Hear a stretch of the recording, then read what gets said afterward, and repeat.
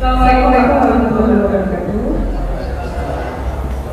Alhamdulillahirrahmanirrahim. Puji syukur kita panjatkan kehadirat Allah Subhanahu wa Ta'ala, karena pada pagi ini kali ini kita bisa berkumpul di sini dan pada sehat dan kurang sabar. Tak lupa salawat dan salam selalu tercurahkan untuk junjungan kita yang besar Muhammad SAW. Pada khusus acara ada kejadian yang bisa dimasukkan pada hari ini. Yang pertama adalah pernikahan, yang kedua adalah meninggal dunia raya, ketiga adalah doa, dan yang keempat adalah apakah disertasi dari pesantren yang Bapak selamat, dan yang terakhir adalah penutup. Doa. Belum. Baik, Ibu, mari kita kegiatan pada pagi hari ini dengan basmalah bersama. Bismillahirrahmanirrahim. Saya adalah kata bagi masyarakat yang dipimpin oleh Ibu dan Wali Kawalawati. Ada yang dijelaskan dan orang yang dibawa untuk berbincang.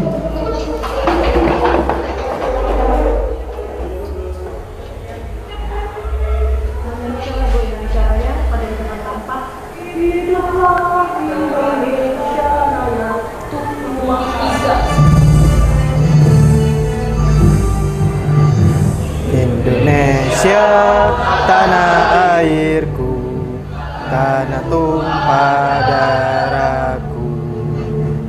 Di sanalah aku berdiri, jadi pandu ibuku. Indonesia, kebangsaanku, bangsa dan tanah airku. Marilah kita berseru, Indonesia bersatu.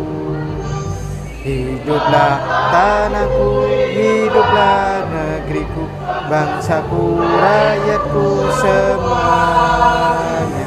Bangunlah jiwanya, bangunlah badannya untuk Indonesia Raya.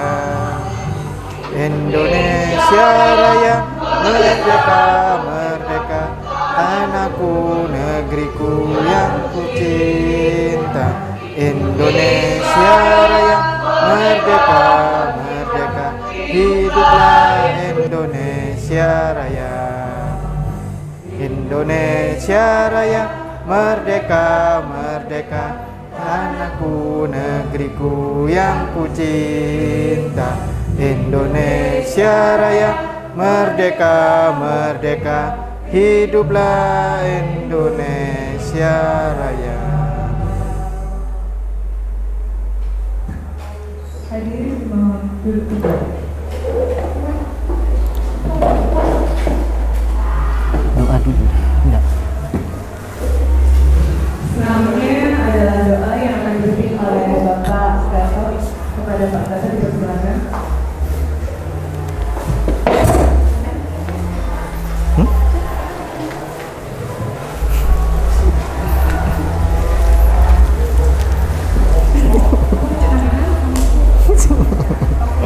Baik, Assalamualaikum warahmatullahi wabarakatuh. Waalaikumsalam warahmatullahi wabarakatuh. Bapak Ibu sekalian, sebelum kita memulai acara pada hari ini, baiknya kita berdoa terlebih dahulu. Saya pimpin untuk doa kali ini. Bismillahirrahmanirrahim. Allahumma sholli ala Muhammad wa ala ali Muhammad kama shallaita ala Ibrahim wa ala ali Ibrahim innaka Hamidum Majid. Allahumma barik ala Muhammad wa ala ali Muhammad kama barakta ala Ibrahim wa ala ali Ibrahim innaka Hamidum Majid. Rabbi ighfir lana wa li warhamhuma Rabbi zidni ilma warzuqni fahma Rabbi zidni ilma warzuqni fahma Rabbi zidni ilma warzuqni fahma. Ya Allah ya Rabb, jadikanlah kegiatan kami pada pagi hari ini bermakna bagi kami dan bermanfaat bagi kami baik sekarang maupun nanti.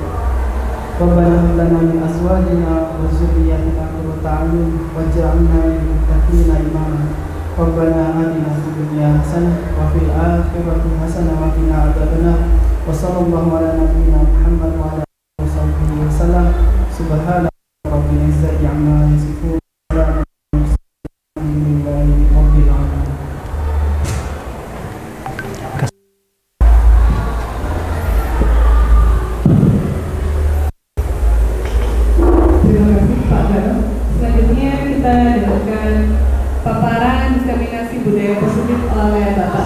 Kurniadi Askom kepada Pak Slamet dipersilakan. Duduk. Wabarakatuh. Guru Ibu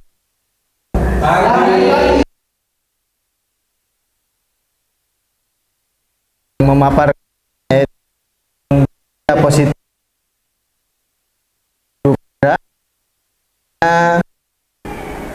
dan ini tugasnya yaitu menyampaikan apa yang sudah kami dapatkan pada waktu pendidikan kemarin selama 3 bulan terakhir.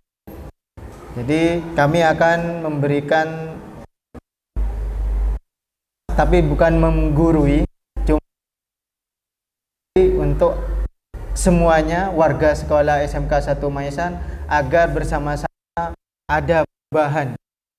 Jadi kita bersama-sama berkolaborasi, saling mendukung dengan mewujudkan budaya positif di sekolah kita tercinta ini.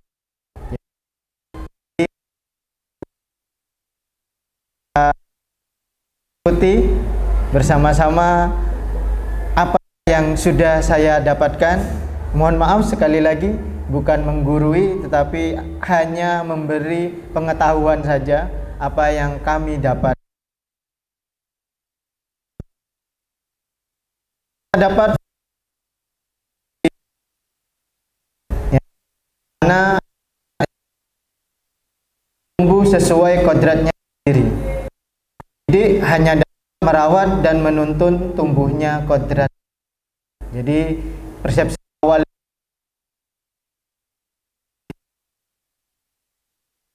ya gitu, seperti kertas yang tidak ada coretannya, cuman kita bal saja.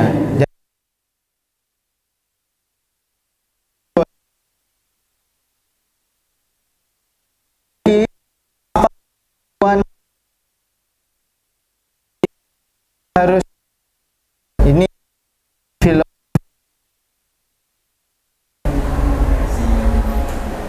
nah, Bapak Ibu juga dengan yang pertama, menghukum murid dengan lari mengelilingi lapangan sebanyak 2 kali karena terlambat hadir adalah tindakan yang tepat untuk membentuk disiplin kepada murid.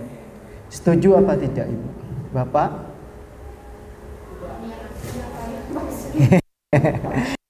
Monggo, tidak apa-apa, yang asli. Tidak. Boleh mau memberi pendapat? Kenapa tidak? Menghukum. Ya. Jadi tidak setuju karena di situ ada kata-kata menghukum. Ya. Ada lagi mungkin pendapat yang lain?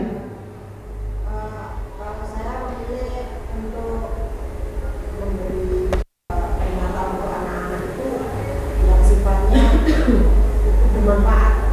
Kalau kayak gitu kan lari ini mungkin bagi mereka ya bermanfaat sih untuk kesehatan mereka. Tapi yang kasarannya seperti apa ya?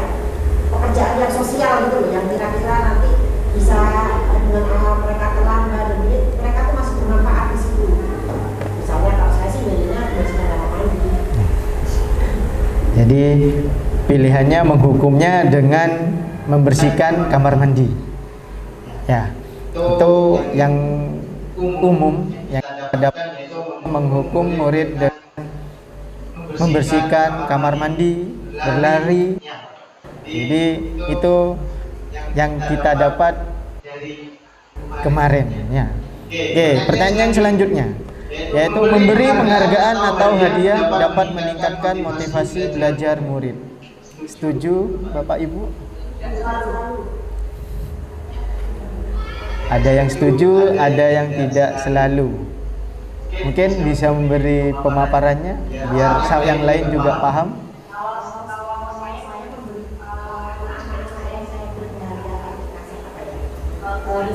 Ada yang awalnya mungkin berapa, seminggu, pokoknya santai budgetnya gitu ya. Terus dia ada progres untuk ini, nah itu yang benar-benar saya hargai gitu. Bukan saja yang lainnya, tapi biar mereka juga merasakan bahwa ini loh ternyata seperti ini loh yang diharapkan oleh diri seperti itu. Dan tapi kalau untuk yang proses pembelajaran ini saya tidak terlalu memberikan semacam bagian karena memang itu yang harusnya mereka lakukan, memang seharusnya seperti itu. Jadi saya mungkin hanya memberikan yang benar-benar ada progres utama ke yang ini, ke yang sikap. Berarti diberikan penghargaannya tidak ke semua siswa. Hanya siswa-siswa tertentu saja. Iya. Mungkin Bapak Ibu yang lain? Mungkin? Iya, Ibu.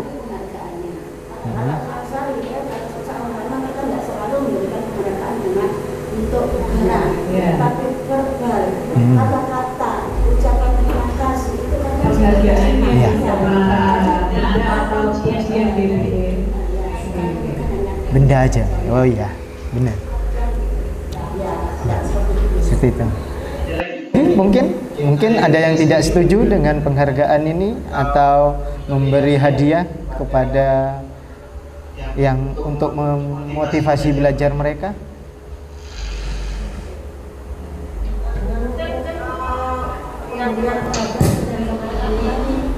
Akhirnya nanti untuk meningkatkan motivasi mereka biar punya bagaimana tuh masih dibutuhkan ya hal seperti itu. Misalnya si A jarang terlibat kegiatan di kelas dan kurang aktif lah. Suatu saat dia akhirnya saya melihat ada motivasi dia ada terlibat, saya perbanyak keterlibatannya. Ya, saya kasih kepercayaan kepada tertentu. Itu menurut saya mereka itu lebih termotivasi dengan seperti itu daripada kita menghargai berupa barang misalnya apa-apa. Jadi mereka ada perasaan nilai, ada perasaan mereka ternyata saya masih bermanfaat. Berarti penghargaannya dengan siswa ke dalam kegiatan untuk dari penghargaan yang kita dari memang sudah lakukan di sini di gerak biasanya penghargaan menghukum itu nanti ada nya sendiri. Jadi mari kita bahas selanjutnya. Nah, agenda kita untuk para belajar kita. Di kemarin mungkin bukan salah ini menggurui tetapi hanya memberi pandangan kalau kurikulum yang baru yaitu kurikulum Pancasila ya, kurikulum yang baru yaitu menerapkan kemerdekaan ya, kurikulum merdeka. Jadi di sini kita hanya memberikan bagaimana kurikulum merdeka seperti itu. Terus yang selanjutnya yaitu disiplin positif. Yang ketiga yaitu motivasi diri manusia. Yang keempat kebutuhan manusia. Yang kelima posisi restitusi.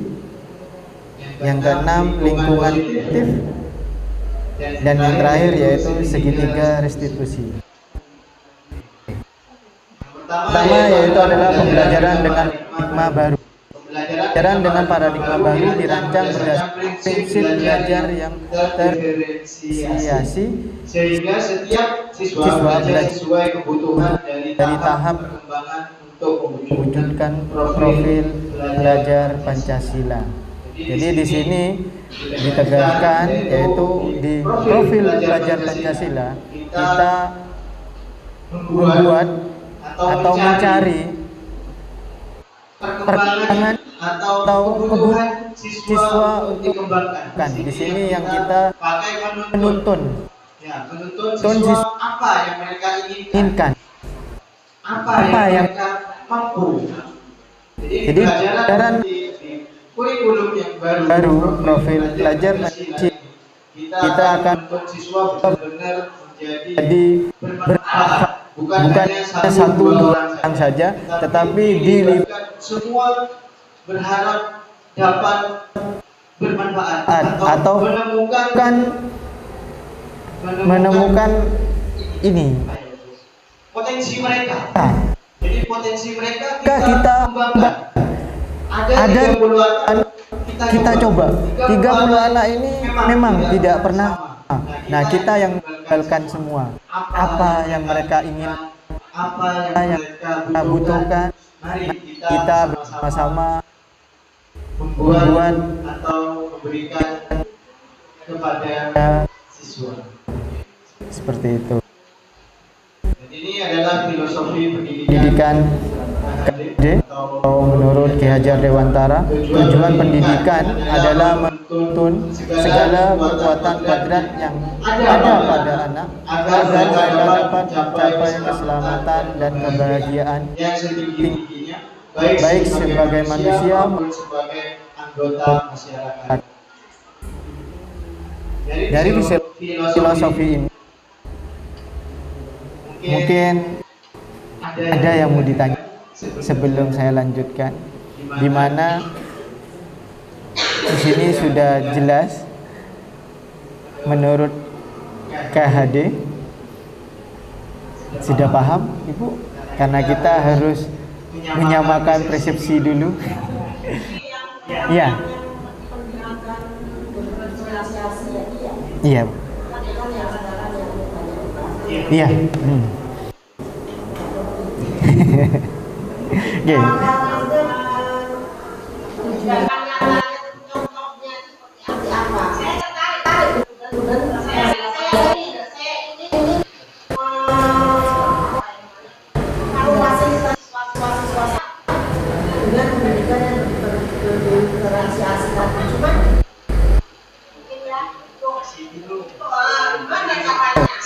Dari mana? Mulainya dari mana?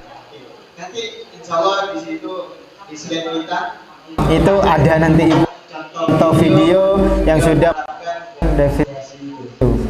Jadi saya sudah menerapkan videonya di situ kepada anak dengan kasus-kasus tertentu. Jadi seperti itu. Iya Ibu.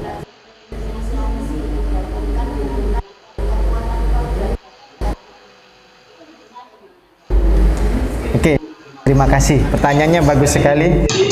Kodrat itu ada dua, di mana kodrat alam dan kodrat zaman. Di mana kodrat zaman ini kita akan mengikuti zaman itu.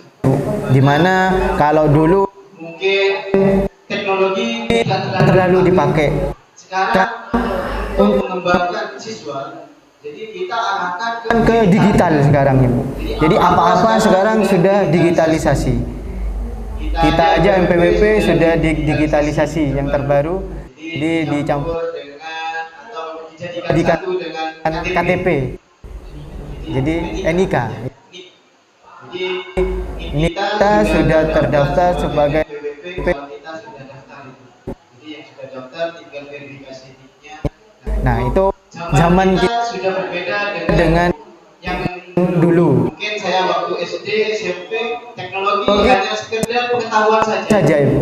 Kalau sekarang untuk anak-anak itu mungkin teknologi ini harus kita berikan setiap hari. Dan kita juga sebagai guru harus mengikuti juga seperti itu. Untuk mendampingi anak, untuk menuntun anak ke kebahagiaan mereka. Jadi kita mereka lulus, kita bisa menuntun anak mendapatkan kebahagiaan mereka. Seperti itu. Dan kodrat yang selanjutnya yaitu adalah kodrat alam. Kodrat alam ini biasanya menentukan dari lingkungan. Jadi di lingkungan kita itu siswa itu biasanya lingkungannya bagaimana. Nah, kita atau bakat siswa kita kembali dengan lingkungan. Jadi biar apa? Biar mereka dapatkan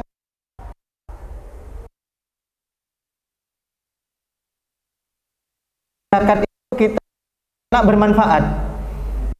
Itu contohnya di lingkungan kita di satu yaitu adalah rata-rata lingkungan kita beternak, banyak adalah beternak.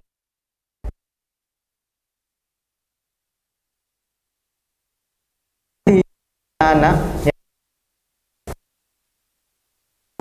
mereka langsung terjun mendapat kerjaan, tidak perlu kita bisa menjadi pengusaha. Kodrat itu seperti itu, dua dan kerja sebagai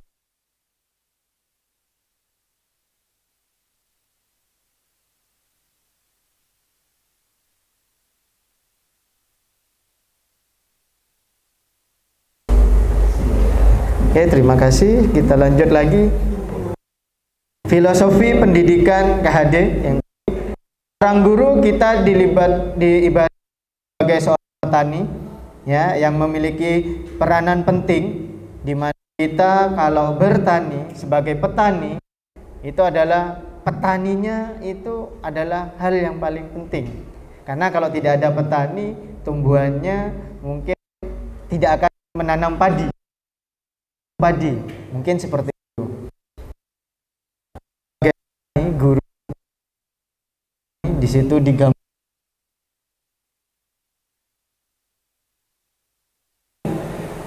digambarkan itu sebelah kanan adalah seorang guru, terus yang di bawahnya yaitu ladang. Ladang ini kita gambarkan dengan sekolah kita. Ya, Bapak Imam. Sawah ladang ya. Itu penggambarannya Pak Imam ya. Jadi terus untuk menghasilkan padi ya,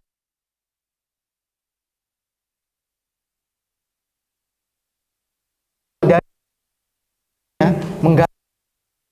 menyiapkan sekolahnya dulu. Kalau digambarkan dengan kita fasilitasi semua dari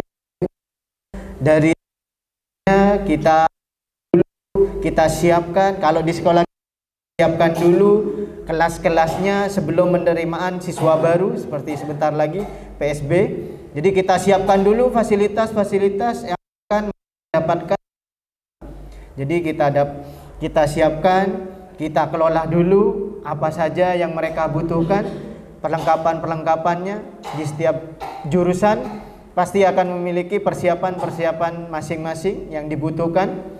Nah, selanjutnya akan menghasilkan padi yang baik itu bagaimana, atau menghasilkan siswa yang baik bagaimana? Ya, kita seperti bertani. Yaitu yang pertama dari benih kita tanam atau kayak kita pilih benih-benih dulu, kita saring dulu siswa kita di PSB. Seperti itu kita sudah melaksanakan itu. Selanjutnya yaitu kita pilih benih-benih atau bibit-bibit unggulnya, kita pilih. Setelah itu kita tanam di ladang yang sudah disiapkan dengan baik. Kita siapkan fasilitas-fasilitas yang baik untuk siswa kita. Kita taruh di kelas menurut jurusan-jurusan yang mereka pilih. Kita siapkan fasilitasnya, kita siapkan juga. Setelah itu kalau di bertani kita memupuk. Nah, sama kepada siswa kita memberi ilmu apa yang mereka butuhkan. Karena di sini digambarkan dengan petani, kalau kita memupuk tidak sama dengan pupuknya tembakau atau jagung, di mana pupuknya berbeda dan musimnya juga berbeda. Sama dengan anak-anak kita setiap siswa atau setiap murid kita itu memiliki pupuk yang berbeda. Jadi kita harus paham, kita harus mencari, belajar bagaimana mengembangkan potensi anak agar mendapatkan setiap siswa atau setiap murid dapat menumbuhkan potensi mereka masing-masing. Bukan hanya si A, si B saja, tapi semuanya bisa mengembangkan potensi mereka. Kita gali bersama-sama seperti itu. Setelah kita memberi pupuk, merawat, menyiram, kita pilih ulat-ulatnya sama dengan siswa kita jauhkan dari sifat-sifat negatif di siswa. Kita buat atau kita buang, kita perbaiki. Seperti itu, sama di padi juga seperti itu, di tanaman kita perbaiki, kita pupuk, kita mereka siram, seperti itu. Setelah kita rawat, setelah kita memberi perawatan atau menuntun mereka siswa, nah kita akan hasil panen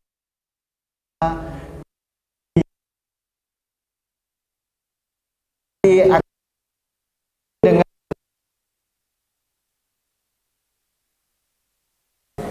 banyak ilmu atau banyak memiliki karakter yang positif, akan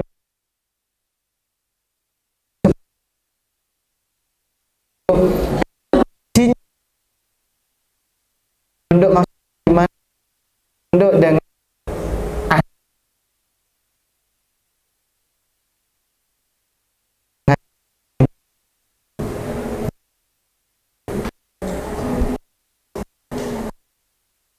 yang ditanya.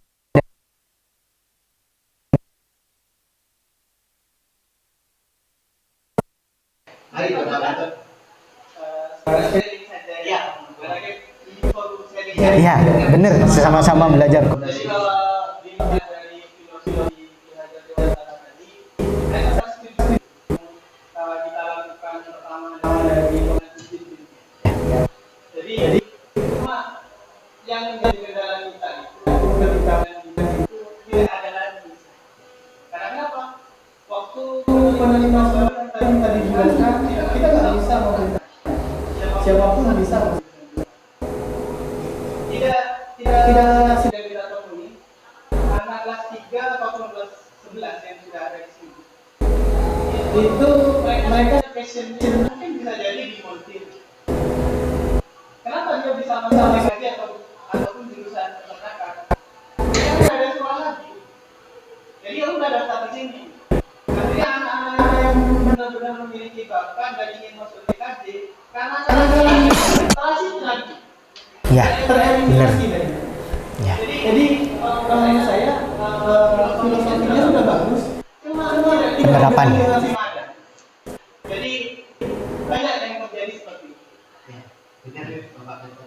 Terima kasih banyak, itu masukan yang sangat bagus buat kita. Sebenarnya sistemnya pengen menerapkan seperti itu, cuman kemarin mungkin kenapa dengan adanya guru penggerak ini, mulai dari PAUD sampai ya dari guru PAUD sampai guru SMK itu ada guru penggerak. Mungkin untuk memperbaiki sistem yang dari kemarin itu yang tidak tepat sasaran.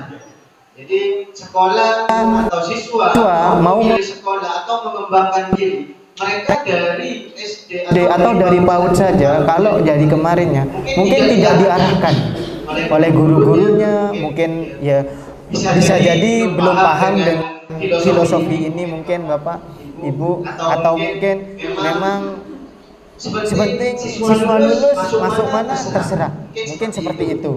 Jadi yang mereka pahami mungkin seperti itu yang kita dapat dengan adanya penggerak itu. Makanya kenapa diharapkan seluruh guru, terutama SMK kita ya Ibu, diharapkan untuk ikut menjadi guru penggerak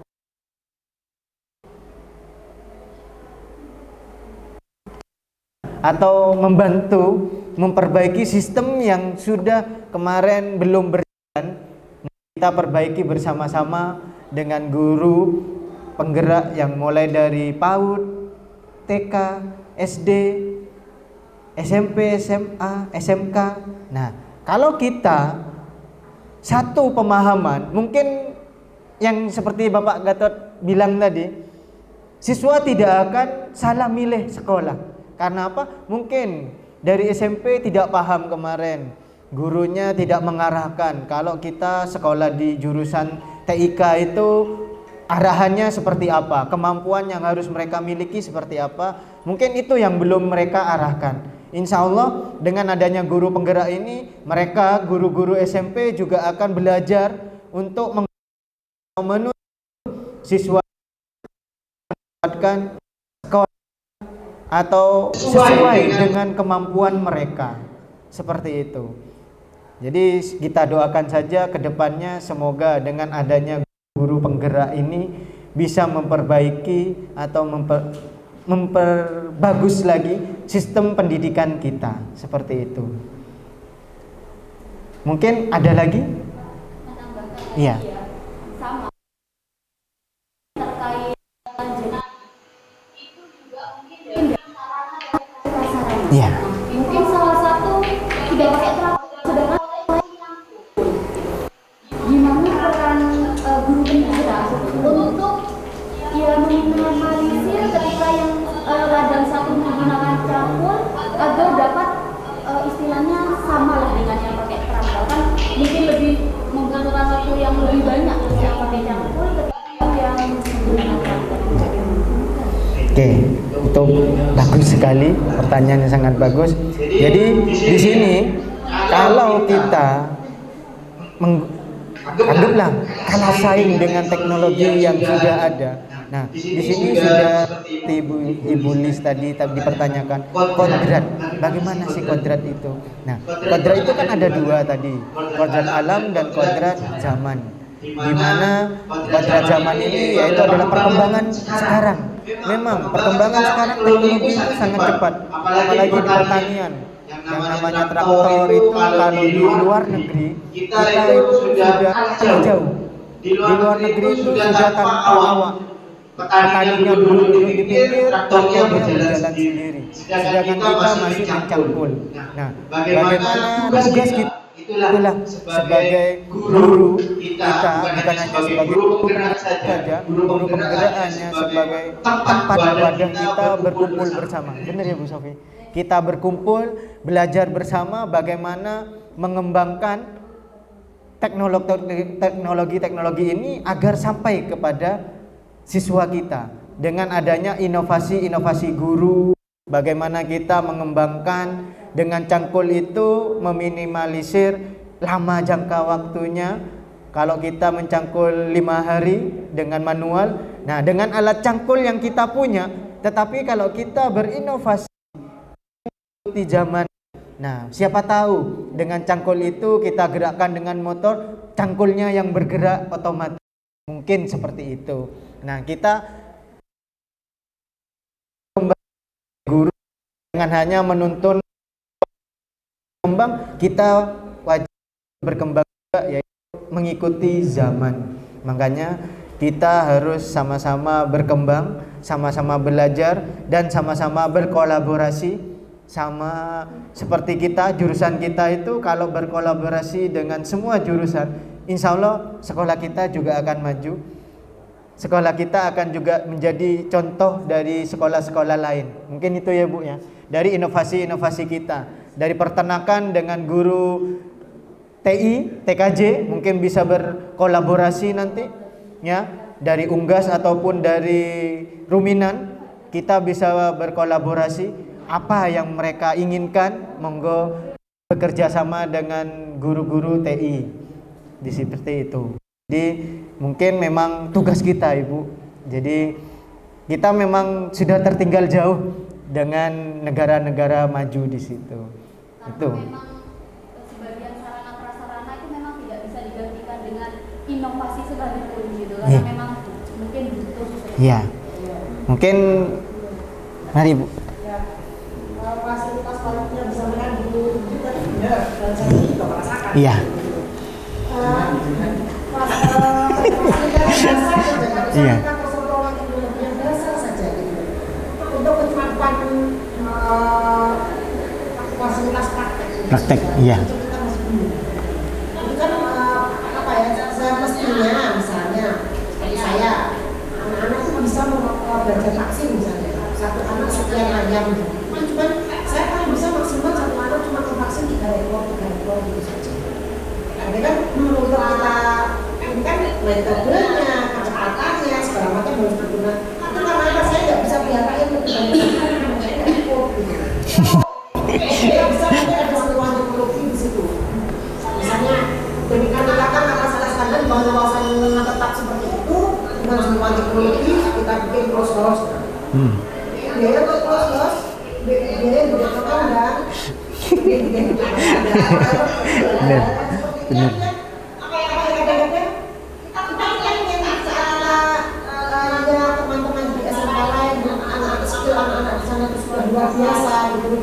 Mereka tidak pernah terlepas dari dukungan dari fasilitas kita. Iya, benar. Jadi kita mau tes dimanapun gitu, kalau memang sesuatu Benar ya. Iya, Bu. mana taruh minimal apa ya, pengertian gap itu gitu.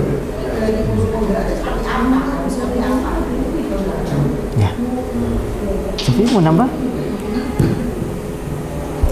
Tentang saya sedikit sharing gitu ya. Jadi dari banyak saya memang kalau untuk sekolah rekoleksi itu dengan sarana-sarana yang mungkin kurang memadai ya.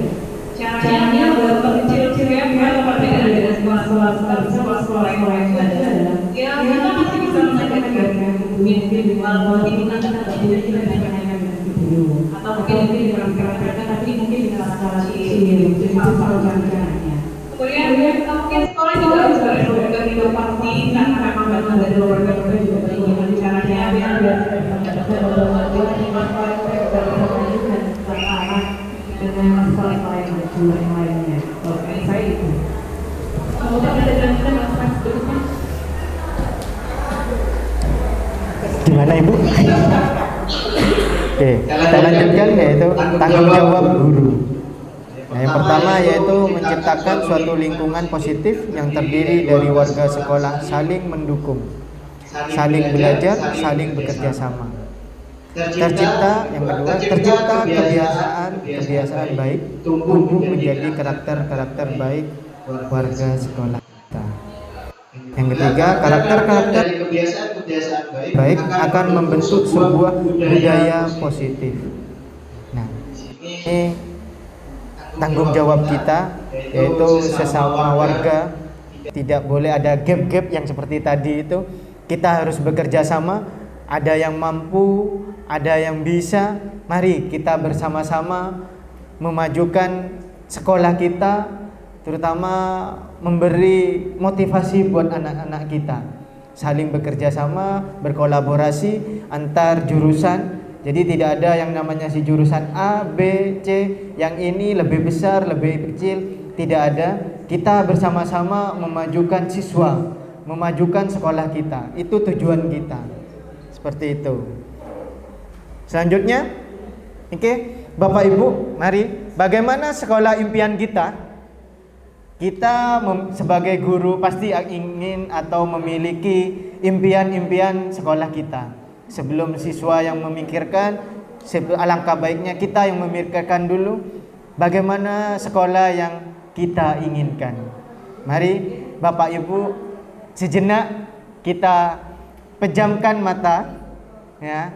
Kemudian bayangkan sekolah impian-impian yang Bapak Ibu inginkan. Mari kita pejamkan mata dulu, impikan apa yang monggo. Saya membayangkan atau mengimpikan gitu ya, sekolahnya asri, kemudian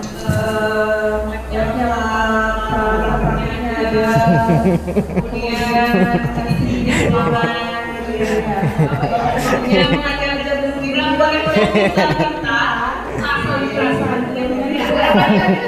ya. Bapak Ibu gurunya kalau ngajar jalan sama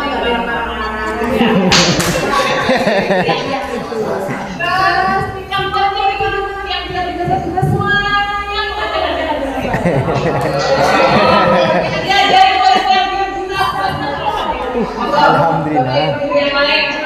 Monggo. Bapak Ibu mungkin. Siapa dulu? Oh, monggo.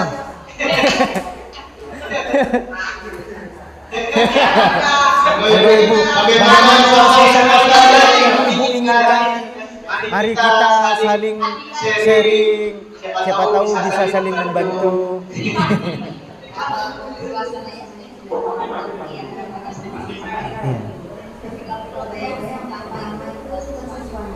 Oh, siswa.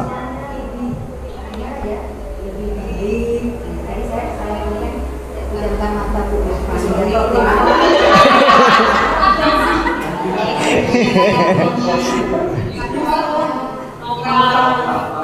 Terlalu cinta sama siswa ya, Bu.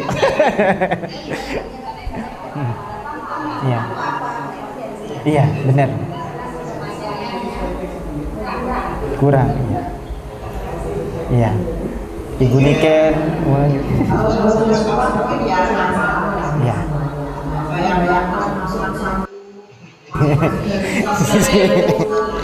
Naik lift ya, naik eskalator ya.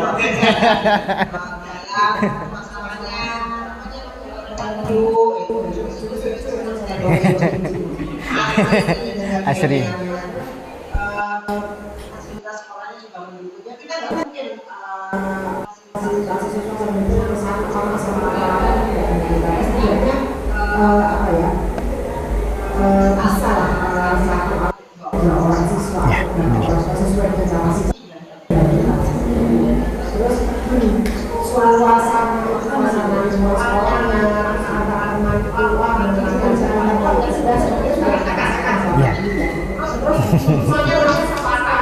Ya, benar.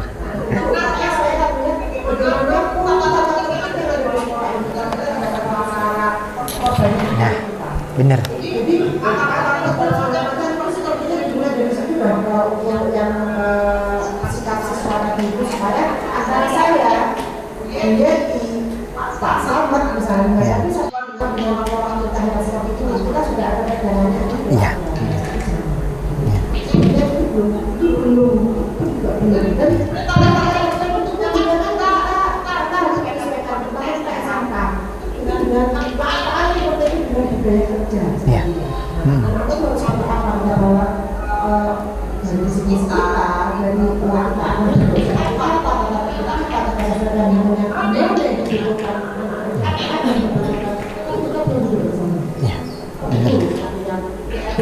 PR kita ya. Ya, benar.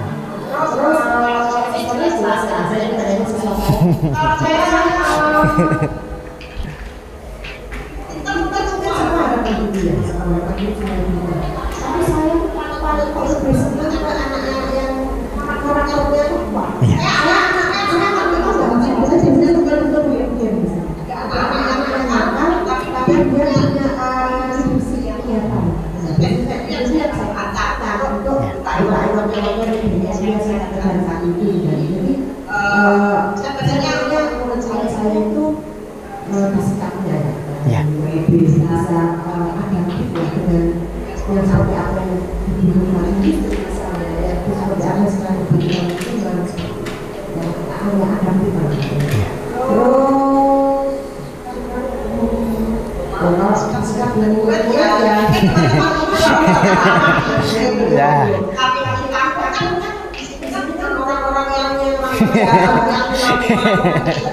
Benar, benar.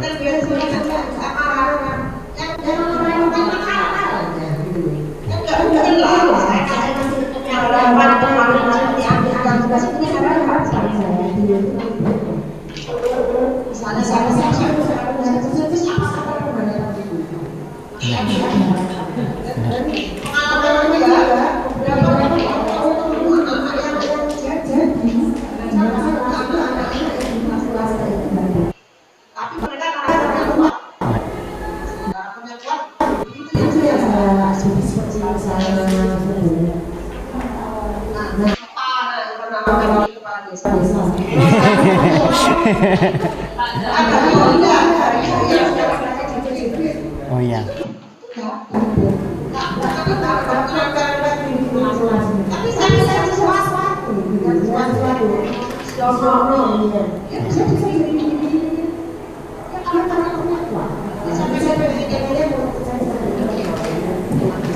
Ya, terima kasih banyak Ibu Niken. Terima kasih. Sudah? Cukup? Oh, Pak Hia mau nambah? Pak Hia mau nambah? Mungkin Pak Hia, mungkin. Harapan-harapan Pak Hia. Kita sedang. Mereka yang aktif. Kita sebagai. Baik, untuk suasana sekolah kan tentu tergantung dari guru masing-masing. Bagaimana Masih 10. yang saya bayangkan sekolahnya itu suasana kopi yang banyak pilihannya. Ya, kemudian sikapkan juga kemudian dulu bareng-bareng ada kantin bersama sama Kayaknya sudah sekali.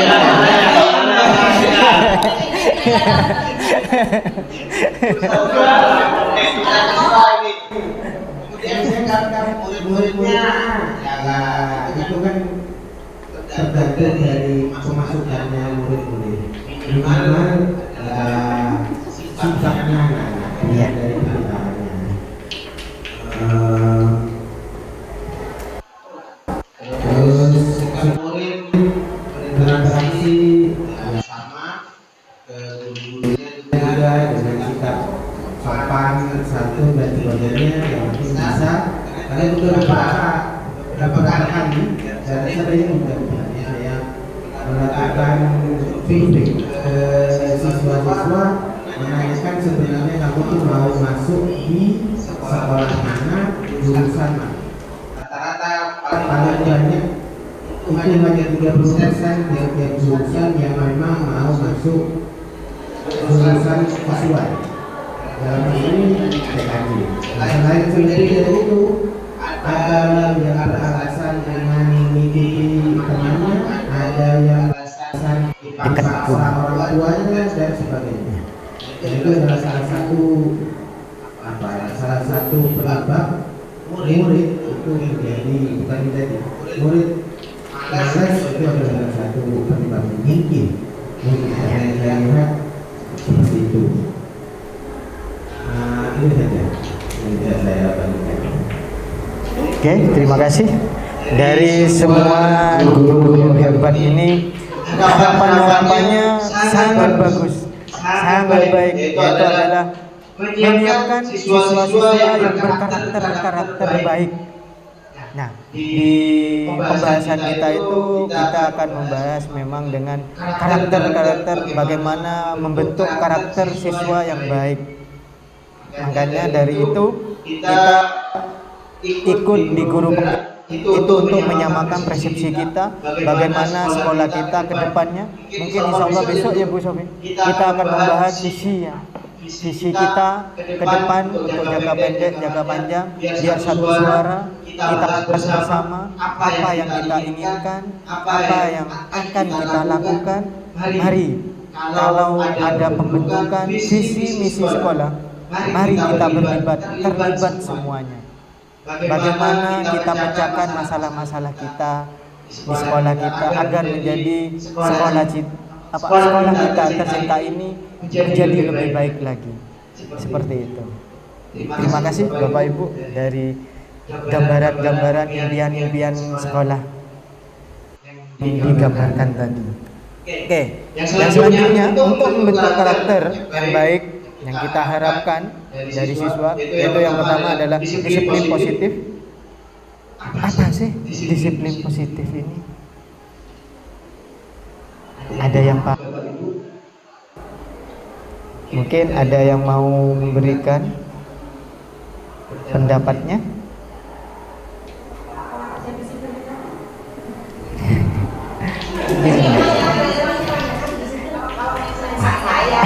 Ya, monggo Ibu. Ya. Insya Allah ada Ibu. Disiplin itu kita bahas di sini. Nah, makna disiplin itu yaitu suatu yang dilakukan seseorang pada orang lain untuk mendapatkan kepatuhan. Kita cenderung menghubungkan kata disiplin dengan hukuman dan ketidaknyamanan. Ini yang kita pahami, yang dalam budaya kita ini yang kita pahami seperti kata Bu Niken tadi, disiplin itu yaitu disiplin positif pastinya. Nah, ini adalah budaya kita, yaitu adalah memberi kepatuhan kepada siswa. Kalau sudah disiplin pasti positif. Nah, mungkin yang kita bahas nanti sistemnya bagaimana kita memberi kedisiplinan yang positif bagi siswa. Seperti itu. Nah, ini adalah Menurut Bapak kita, Bapak Pendidikan Ki Hajar Dewantara menyatakan bahwa di mana ada kemerdekaan, di situ harus ada disiplin yang kuat. Disiplin bersifat slave, yaitu kita sendiri yang mewajibkan kita dengan sekeras-kerasnya. Tetapi itu sama saja, sebab jika kita tidak cakap melakukan slave discipline, ya wajiblah menguasai lain disiplinkan kita. Mohon maaf kalau bahasa Inggrisnya agak salah, bukan orang Inggris. Nah, intinya di sini yaitu kita harus kembali ke diri kita sendiri, harus dari dalam. Kalau bukan dari disiplin dari luar, biasanya akan kembali melanggar.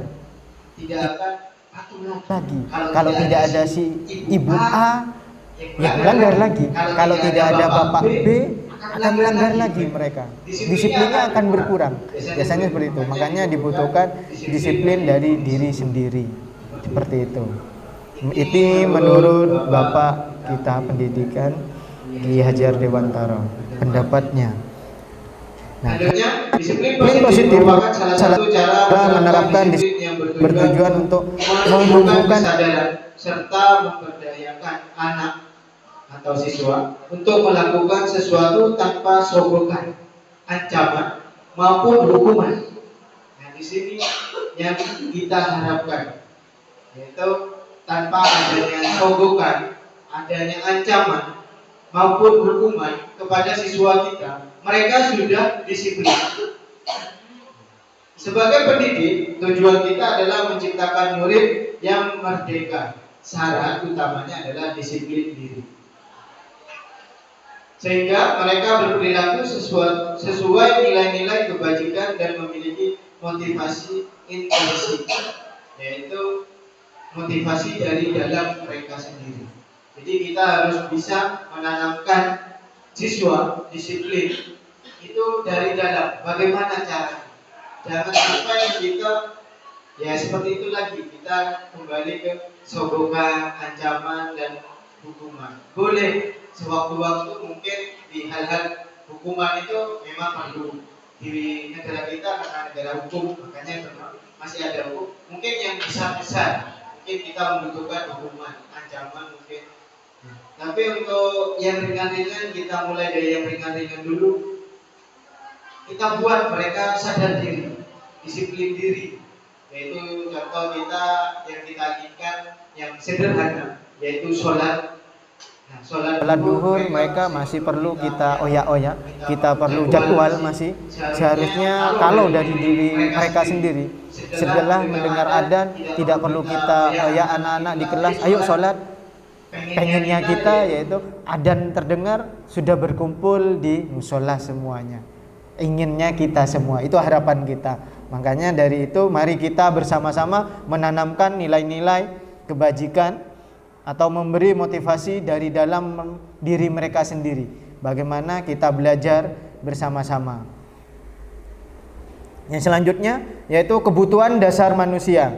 Yaitu kebutuhan dasar manusia yang pertama yaitu bertahan hidup, kasih sayang dan rasa diterima, penugasan, kebebasan dan kesenangan. Nah, dari kebutuhan dasar mereka itu kita lihat, kita hubungkan dengan kedisiplinan mereka. Mereka melanggar karena apa? Mungkin dari kebutuhan dasar manusia mereka, apa yang mereka lakukan? Mungkin yang pertama contohnya mungkin mereka karena bertahan hidup, mungkin dia target temennya, sering minta makanan temennya, mungkin dia untuk kebutuhan hidup, yaitu gimana? Mungkin di rumah dia sering belum sarapan, atau karena ketidakmampuannya mungkin. Nah, dia memaksakan diri untuk bertahan, yaitu dengan meminta makanan teman-temannya, mungkin seperti itu. Atau dengan kenakalannya dari guru dengan guru A terus menerus.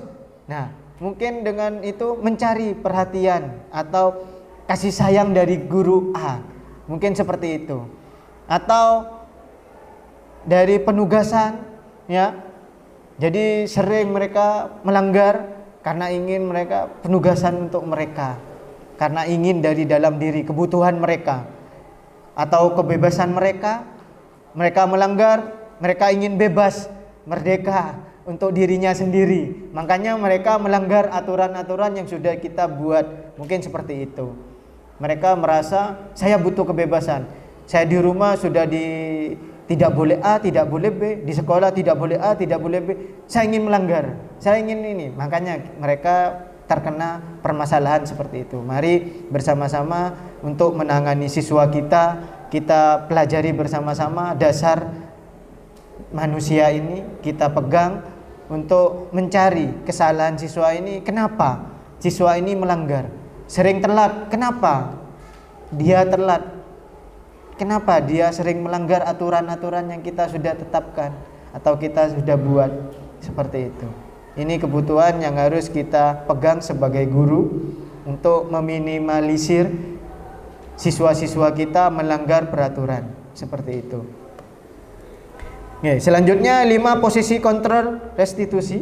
Ya, ini 5 kontrol untuk siswa. Bagaimana kita guru sebagai guru, ya. Yang pertama sebagai penghukum. Nah, kepada siswa, kita itu sebagai penghukum atau tidak. Kita baca sama-sama diri kita masing-masing membaca ini, yaitu kita ada di posisi kontrol yang mana atau yang menghukum, yaitu contohnya identifikasinya masalah dan susunan pernyataan teori. Biasanya kita menghukum siswa yang terlambat tanpa kita buat aturan dulu, pokoknya mereka dihukum agar jerah. Nah, itu adalah posisi kita, berarti ada di penghukum. Jadi guru itu akan berada di posisi penghukum kalau kita memberi hukuman kepada siswa yang belum disepakati. Seperti itu. Terus yang selanjutnya, pembuat merasa bersalah. Nah, sebagai guru kita memiliki siswa yang bermasalah atau yang melanggar aturan. Nah, kita akan membuat mereka bersalah, yaitu dengan contohnya biasanya siswa dibuat merasa bersalah. Ayo, kemarin sudah berjanji sama ibu, katanya sudah mau berubah, masa masih mengulangi lagi, membuat mereka merasa bersalah. Seperti itu. Apakah kita ada di posisi ini? Nah, terus yang posisi yang selanjutnya yaitu adalah sebagai teman, yaitu kita menganggap sebagai siswa itu teman kita, yaitu dengan oh ya sudah, besok jangan diulangi lagi ya, besok kita tidak boleh ada hal-hal peraturan yang dilanggar lagi, mungkin seperti itu. Terus pemantau. Nah, kita sebagai guru mungkin ada yang sebagai pemantau, yaitu memantau apa-apa yang sudah disepakati bersama. Yaitu contohnya, kita bersama-sama tidak boleh menggunakan sepatu berwarna putih atau selain hitam.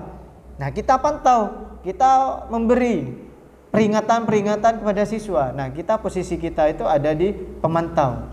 Posisi kontrol kita ada di pemantau.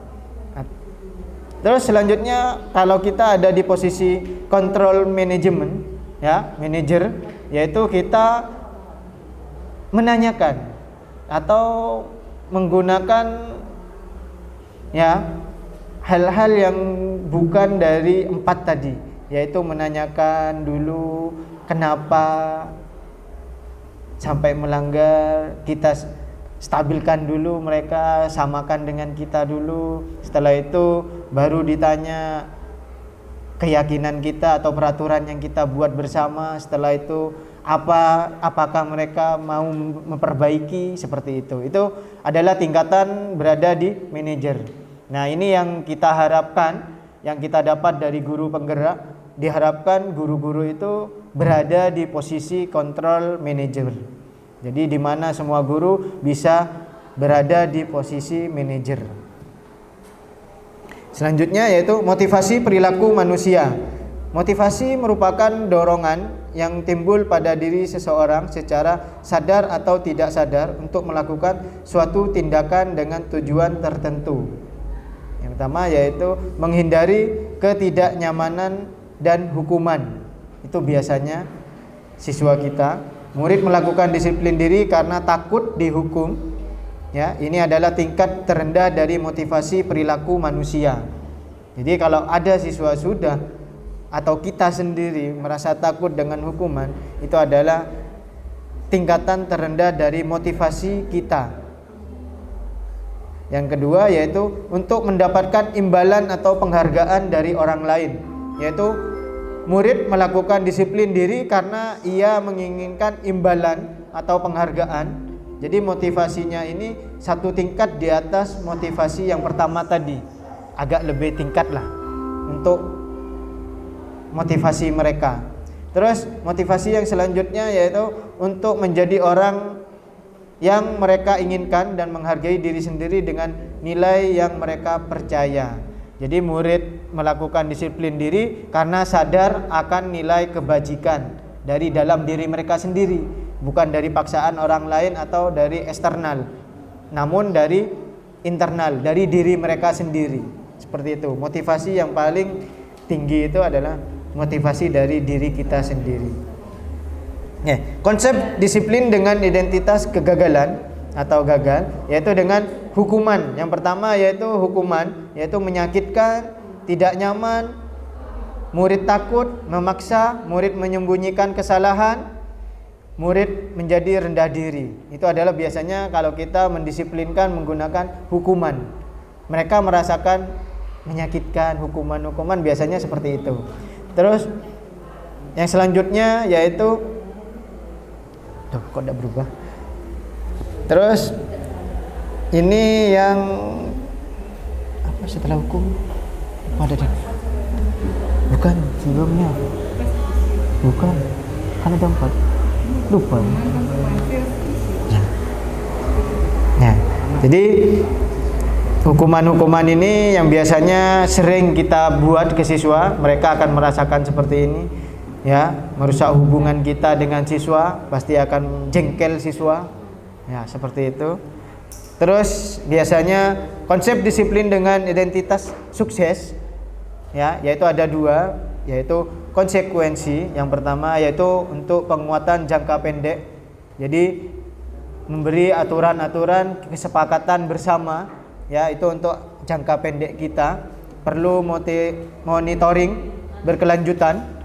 Terus stimulus respon juga yang kita butuhkan, murid memantau peraturan, ya, kehilangan waktu untuk merenungi kesalahan. Biasanya ini konsekuen apa yang mereka dapat. Terus restitusi, ya, murid bertanggung jawab terhadap perilakunya, fokus pada pemecahan masalah jangka panjang. Murid menghormati dirinya dan orang lain. Teori kontrol, dirinya memegang kontrol.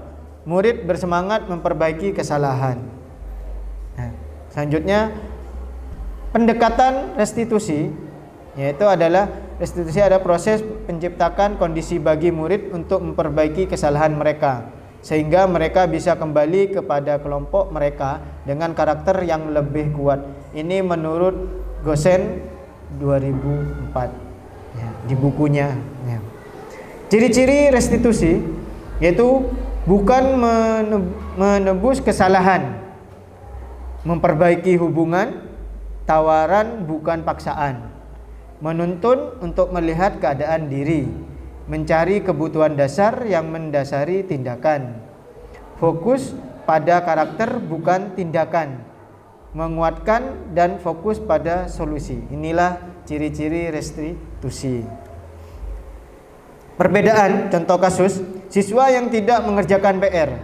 Kalau kita menggunakan hukuman, yaitu guru menghukum berdiri di depan kelas atau menulis di buku tulisan berjanji tidak lupa mengerjakan PR sebanyak 100 kali. Biasanya ini umum, ya. Nah, ini adalah bentuk dari hukuman. Guru marah dan murid menjadi takut. Nah, ini adalah perbedaan, ya. Konsekuensi yaitu guru memberikan konsekuensi untuk mengerjakan PR pada jam istirahat yang sudah disepakati bersama sebelumnya. Guru tegas dan siswa menghormati itu. Terus, sedangkan restitusi, guru menanyakan keyakinan kelas atau menanyakan diri dan membantu siswa untuk memperbaiki.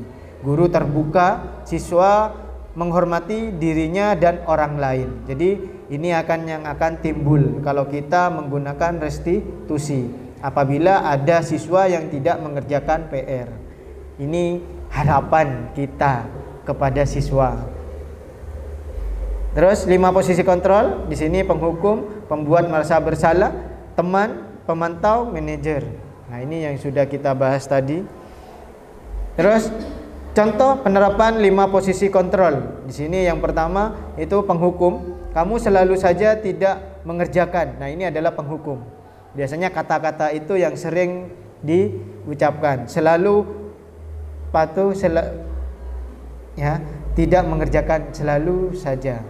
Ya, tidak mengerjakan PR. Nah, kita berkata seperti itu menghukum siswa dengan kalimat-kalimatnya. Terus selanjutnya yaitu pembuat merasa bersalah. Kamu bagaimana ya? Kamu sudah janji dengan ibu akan selalu mengerjakan PR. Kamu kenapa? Ya, senang sekali mengecewakan ibu. Ibu benar-benar kecewa sekali. Nah, ini adalah kata-kata pembuat merasa bersalah kepada siswa. Terus kalau kita sebagai teman, ya sudah, kali ini tidak apa-apa. Sana duduk. Nah, ini adalah kita menganggap mereka adalah teman kita. Jadi membiarkan atau membiasakan, sudah tahu kita dengan sikap mereka. Terus sebagai pemantau, yaitu peraturannya apa? Apa yang telah kamu lakukan? Konsekuensinya apa? Nah, ini yang kalau kita sebagai pemantau. Kalau guru ada siswanya tidak mengerjakan PR, kalau sudah bertanya, ayo peraturannya apa? Nah, berarti kita itu sudah bersikap sebagai pemantau. Atau ayo konsekuensinya apa? Langsung berdiri di depan. Nah, itu adalah sikap kita sebagai pemantau. Nah, rata-rata kalau kita baca diri kita sendiri, rata-rata kita itu berada di pemantau. Ya, tidak rendah-rendah banget lah di penghukum, tetapi kita ada di pemantau. Rata-rata kita ada di pemantau. Anak-anak sudah tahu kan peraturannya bagaimana kemarin? Ayo langsung maju ke depan. Nah, kita sering seperti itu kan, memantau siswa. Kalau kita berada di lab atau praktek, nah kita juga akan memantau siswa. Sudah tahu aturannya kalau di tempat praktek, apa yang dilakukan, apa yang tidak boleh. Nah, itu adalah posisi kita berada di pemantau. Jadi tidak rendah-rendah banget dah, Bu. Kita menerapkan 5 posisi ini dalam diri kita. Terus yang selanjutnya yaitu manajer. Apakah kamu mengetahui kesalahan kamu? Bagaimana kamu akan memperbaiki masalah ini? Nah, kalau kita berbuat seperti ini, berarti kita sudah berada di posisi manajer.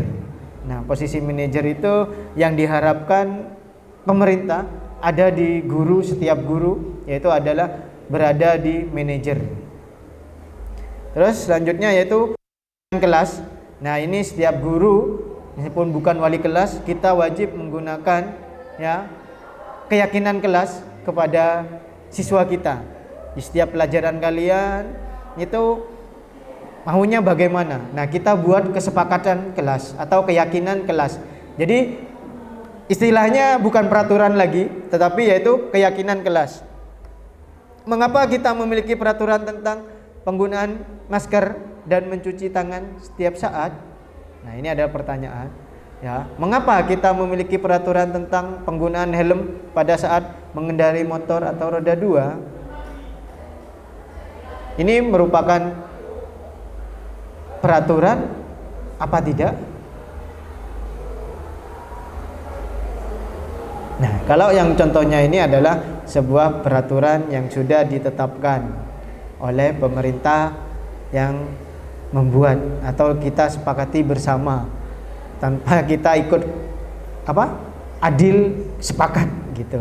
Ya, ini adalah peraturan. Kalau contoh keyakinan kelas itu biasanya seperti ini bentuk keyakinan, yaitu keyakinan kelas lebih bersifat abstrak daripada peraturan yang lebih rinci dan konkret. Biasanya kalau kita buat itu banyak anak-anak keinginan-keinginan, ya, kebijakan-kebijakan yang mereka inginkan itu banyak memang, ya. Terus keyakinan kelas hendaknya tidak terlalu banyak sehingga mudah diingat dan dipahami oleh semua warga kelas, ataupun nanti kita buat keyakinan sekolah. Nah, kalau bisa tidak terlalu banyak, ya. Terus selanjutnya semua warga kelas atau sekolah, kalau kita buat yang sekolah, hendaknya berkontribusi dalam pembuatan keyakinan kelas lewat kegiatan curah pendapat. Nah, kita curahkan bersama-sama pendapatnya, kita sharing, ya. Nanti kita setelah itu kita keyakinan kelas senantiasa dibuat dalam bentuk yang positif, diambil yang positif. Biasanya siswa itu banyak yang nyeleneh-nyeleneh, ya Bu, ya. Kalau diajak berpikir, mintanya itu yang aneh-aneh, makanya kita ambil positif ya.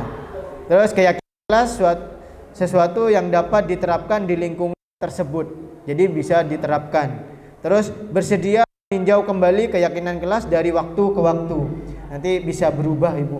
Jadi keyakinannya nanti kalau ada perubahan-perubahan atau tambahan-tambahan bisa dirubah seperti itu. Terus lingkungan positif menurut Darsono, pengertian lingkungan adalah semua benda dan kondisi termasuk manusia dan kegiatan mereka yang terkandung dalam ruangan di mana manusia dan pemegang, ya, dan pemengaruh kelangsungan hidup dan kesejahteraan dan manusia dan badan-badan hidup lainnya. Doyle, ya, 1979 di bukunya itu mendeskripsikan kelas sebagai sesuatu yang bersifat multidimensional serta, ya, serentak, segera dan tidak dapat diprediksi. Ruang kelas adalah lingkungan yang kompleks di mana manusia berinteraksi saling bergantung antar satu orang dengan orang lain dan dengan berbagai karakter unik dalam lingkungan sosial dan fisik yang spesifikasi. Itu adalah lingkungan positif di kelas. Lingkungan belajar yang positif tidak bisa tercipta sendiri, namun perlu ditanam dan ditumbuh kembangkan, ya. Ada beberapa hal yang dapat kita lakukan untuk menciptakan lingkungan kelas yang positif di dalam kelas. Yang pertama, tanamkan suasana kelas yang bersahaja. Lingkungan belajar yang positif ditandai dengan suasana yang bersahaja. Maksudnya bagaimana? Dalam kesahajaan, peserta didik memiliki sikap sopan santun yang bagus saat bertemu dengan siapapun, maupun siswa, teman sendiri, atau dengan guru atau orang lain, atau kita ada tamu. Nah, mereka akan bersikap sopan. Cara menciptakan suasana kelas yang bersahaja dengan menerapkan 6S. Yang ini yang umum kita terapkan di sekolah-sekolah atau dimanapun, yaitu senyum, salam, salim, sapa, sopan, dan santun. Nah, hal ini tidak hanya menjadi pembiasaan tetapi menjadi budaya sekolah. Kalau bisa kita terapkan, nanti kita rembuk bersama-sama, kita berkolaborasi untuk menjadikan lingkungan belajar yang positif. Yang kedua, bangun kesadaran disiplin. Disiplin perlu kesadaran dari dalam diri peserta didik.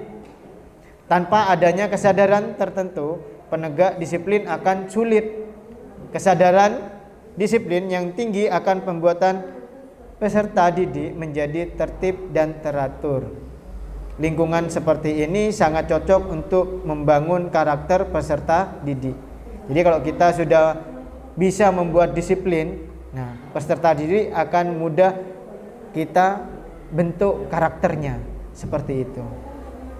Selanjutnya yaitu membuat suasana kelas yang nyaman. Kelas merupakan taman belajar bagi siswa dan menjadi tempat mereka tumbuh kembang baik secara fisik, intelektual maupun emosional. Kelas yang membuat peserta didik betah belajar di kelas adalah tanda bahwa lingkungan belajar tersebut sudah baik. Karena lingkungan belajar yang baik adalah lingkungan yang memberikan pengaruh baik bagi mereka. Nah, ini yang perlu kita terapkan di kelas. Dan selanjutnya yaitu yang keempat, lengkapi fasilitas belajar. Nah, ini yang kita usahakan, kita usahakan untuk membuat fasilitas belajar siswa, ya. Fasilitas belajar adalah pendukung terciptanya lingkungan belajar yang positif di dalam kelas. Semakin lengkap, semakin memudahkan peserta didik memahami materi pelajaran. Biasanya seperti itu. Kelas yang memiliki fasilitas yang memadai merupakan lingkungan belajar yang sangat baik. Karena lingkungan belajar yang baik bisa membawa peserta didik kepada pengetahuan dan pemahaman yang lebih baik. Fasilitas belajar dikelompokkan menjadi 3 bagian, yaitu sumber belajar, alat belajar, dan pendukung belajar. Ini yang nanti kita bahas bersama-sama. Yang kelima yaitu menggunakan metode belajar yang tepat dan bervariasi. Nah, ini yang perlu kita terapkan sebagai guru, ya. Guru harus menerapkan pembelajaran yang sesuai dengan karakteristik peserta didik. Penggunaan metode pembelajaran yang tepat dan bervariasi dapat menguasai keadaan kelas sehingga tercipta suasana pelajaran yang menyenangkan. Dengan metode yang bervariasi, biasanya setiap siswa tidak cocok dengan metode A, yang satunya, yang B, itu siswa cocok dengan metode yang B. Kan seperti itu. Jadi kita harus bisa bervariasi. Belajar yang menyenangkan adalah cara belajar yang terbaik. Tingkat pemahaman serta didik menjadi lebih tinggi. Lingkungan belajar seperti ini yang mesti dirasakan oleh peserta didik. Ya.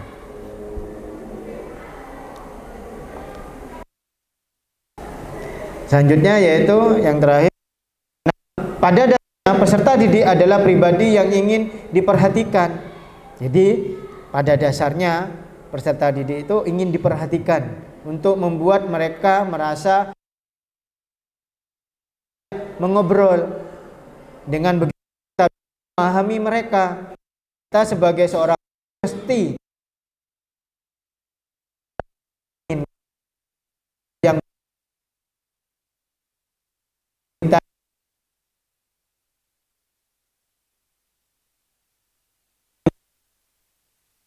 mereka di ini yang kita harus terapkan di kelas biar mereka merasa mendapat perhatian dari guru. Selanjutnya yaitu segitiga restitusi. Menstabilkan identitas kita semua akan melakukan hal terbaik yang bisa kita lakukan. Validasi tindakan yang salah, semua perilaku memiliki alasan. Menanyakan keyakinan kita, semua memiliki motivasi internal. Jadi ini segitiga. Yang pertama yaitu adalah menstabilkan dulu, setelah itu validasi tindakan yang salah itu seperti apa, setelah itu menanyakan keyakinan yang mereka buat, atau kalau kita sering tahu keyakinan ini adalah peraturan yang disepakati bersama, seperti itu. Di sini ada contoh kasus, ya. Contoh kasus yang tadi yang dipertanyakan apa tadi? Diferensi ya. Diferensi ya. Ya, seperti ini adalah salah satu contoh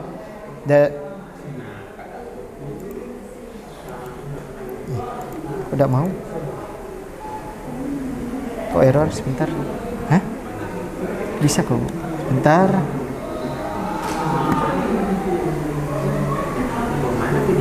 Sebentar Pak. Sebentar. Ngisro. Sebentar. Ini kok ada. Mohon maaf.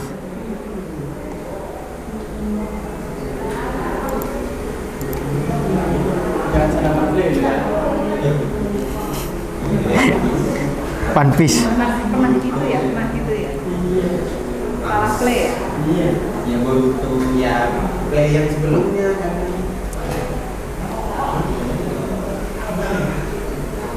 Kayak video aslinya.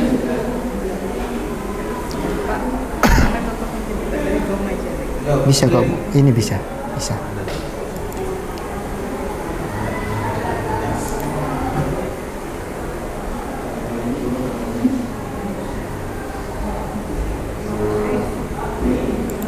Mana ya? Itu sudah jalan. Iya, saya keraskan.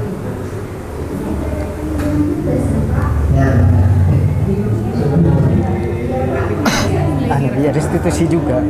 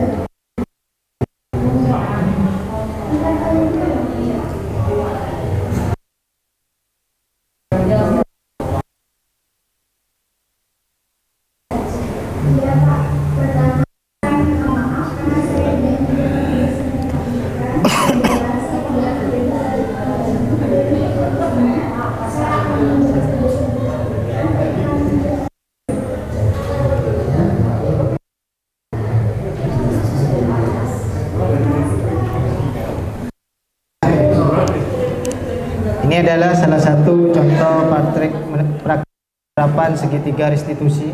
Jadi kita menanyakan dahulu, ya, kemarin benar tidak, kita tanya dulu benar tidak mengumpulkan apa tidak, kita stabilkan dengan cara, ya, perbuatan seperti itu memang umum dilakukan, kita stabilkan biar mereka tidak takut duluan, seperti itu.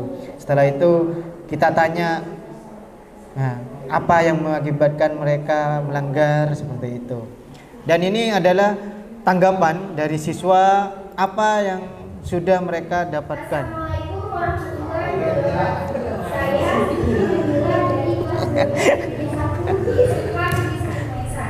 saya sangat senang karena ketika kemarin saya tidak mendapatkan tugas dari Pak Slamet tidak memarahi saya, tetapi beliau mengajak saya berdiskusi agar memperbaiki kesalahan saya dan saya mengingat tentang keyakinan yang telah dibuat. Sekian tanggapan dari saya. Wassalamualaikum warahmatullahi wabarakatuh. Itu adalah tanggapan dari siswa. Jadi mereka merasa senang, tetapi mereka juga memotivasi dirinya untuk tidak mengulangi lagi dengan tidak mengerjakan PR atau tugas-tugas mereka. Jadi mereka akan keluar dari dalam diri mereka sendiri, dari internal, seperti itu. Terus di sini ada standar pendidikan nasional dalam menerapkan program disiplin positif. Hendaknya guru memiliki standar kepribadian, profesional, dan sosial yang baik, di mana guru mampu berefleksi pada posisi kontrol yang saat ini bagaimana berjalan dirinya sebagai seorang among atau guru among, posisi manajer. Nah, jadi among itu kalau dulu yaitu adalah posisi manajer yang menentukan murid-murid menjadi insan dan mandiri, merdeka dan bertanggung jawab. Selanjutnya,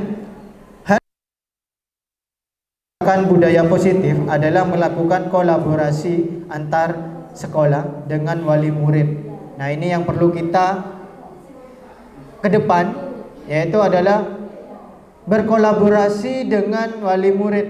Kita sering-sering, atau kalau tidak sebagai wali kelas, sering-sering berkolaborasi dengan wali murid, ya, untuk menerapkan agar terciptanya budaya positif. Karena nilai-nilai kebajikan yang diterapkan sebagai budaya positif tidak hanya tertanam dalam diri anak pada saat di sekolah saja, namun juga diharapkan menjadi budaya positif di rumah maupun di lingkungan masyarakat. Jadi itulah gunanya kalau kita berkolaborasi dengan wali murid.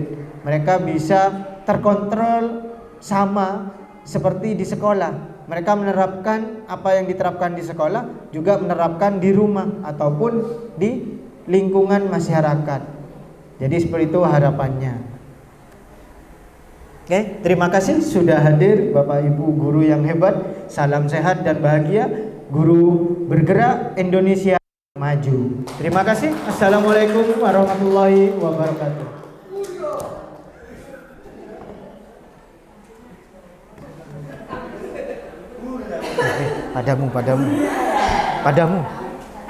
Padamu.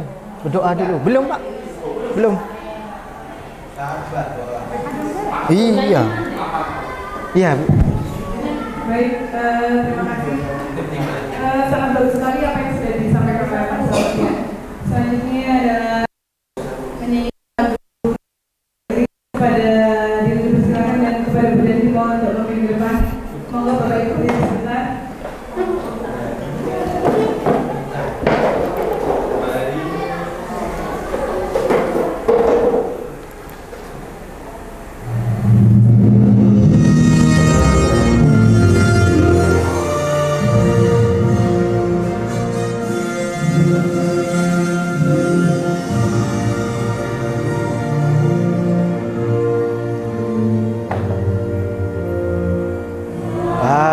Padamu negeri kami berjanji,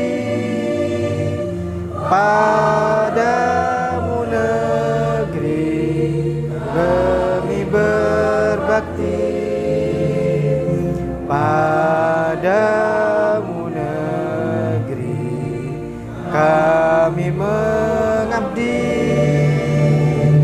Bagimu negeri jiwa raga kami.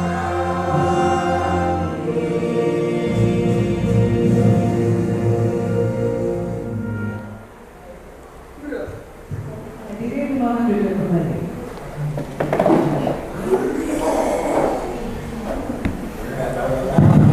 Sudah, YouTube dengar. Baik, terima kasih banyak Bapak Ibu Guru dengan berakhirnya lagu Bagimu Negeri tadi mengakhiri pula kegiatan diseminasi pada pagi hari ini. Terima kasih banyak atas perhatian dan kesempatan yang diberikan kepada Pak Selamat untuk bisa menyampaikan apa yang sudah kami dapat. Saya akhiri. Assalamualaikum warahmatullahi wabarakatuh. Waalaikumsalam warahmatullahi wabarakatuh.